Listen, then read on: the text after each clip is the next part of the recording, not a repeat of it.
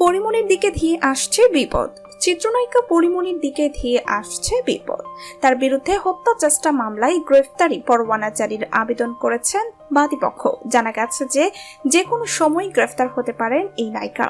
বৃহস্পতিবার ঢাকার chief judicial magistrate আদালতের বিচারক এ আদেশ দেন।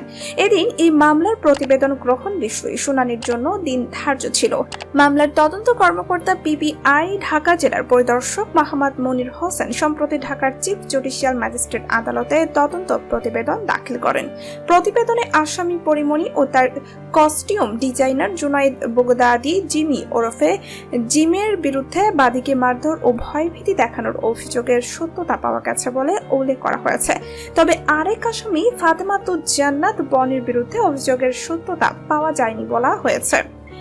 বোট ক্লাবের সভাপতি ব্যবসায়ী নাসিরউদ্দিন মাহমুদ বাদী হয়ে 2021 সালের 6 জুলাই ঢাকার সিনিয়র জুডিশিয়াল ম্যাজিস্ট্রেট রাজীব হাসানের আদালতে পরিমণি সহ 3 জনের বিরুদ্ধে এই মামলা করেন। এই মামলার অন্য 2 আসামি হলেন পরিমণির সহযোগী ফাতেমাতুজ জান্নাত বনি ও জুনায়েদ বগদাদি জিমি ওরফে জিম।